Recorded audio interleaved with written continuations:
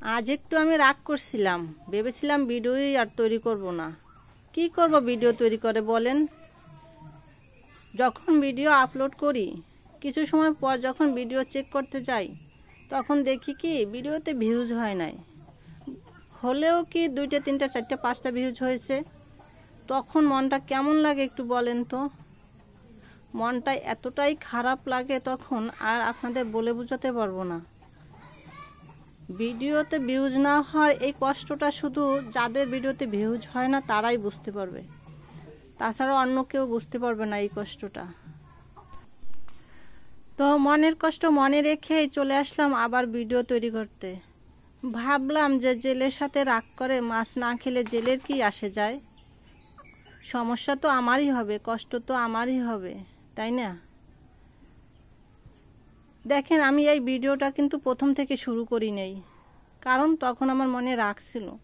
পরবর্তীতে যখন আবার নিজেকে নিয়ন্ত্রণ করলাম যে রাগ করে কী লাভ, ক্ষতি তো আমারই, তার চেয়ে আমি ভিডিও আপলোড করি, ভিডিও তৈরি করি, দেখি আল্লাহ তাআলা কোন জায়গা নিয়ে পৌঁছায়, কত দূর আর যাওয়া যায়।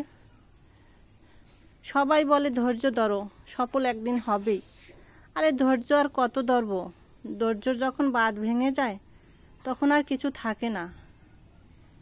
তারপরও আল্লাহর উপর ভরসা করে ধৈর্য ধরে শুরু করলাম আবারও ভিডিও তৈরি করা।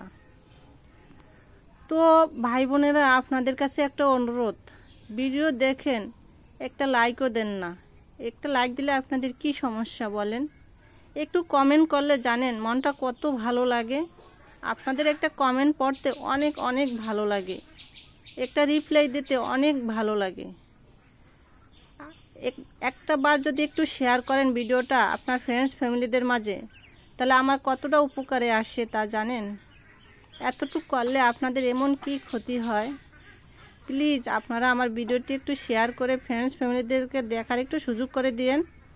একটু কমেন্ট করে জানিয়ে দেন আমার ভিডিওটি কেমন হয়েছে। একটা লাইক দিয়ে ভিডিওটি দেখা শুরু করেন। এই তো দেখেন, আমি খুব সামান্য একটা মেয়ে, বা খুব সামান্য ভিডিও তৈরি করি, কারণ আমি সবার মতো অত সুন্দর করে তৈরি করতে পারি না, সবার মতো অত সুন্দর করে আমার ভিডিও হয় না, কারণ আমি গ্রামের মেয়ে, গ্রামে থাকি, এবং আমি এই গ্রামের যে আসবাবপত্র আছে এগুলো দিয়ে আমি ভিডিও তৈরি করি।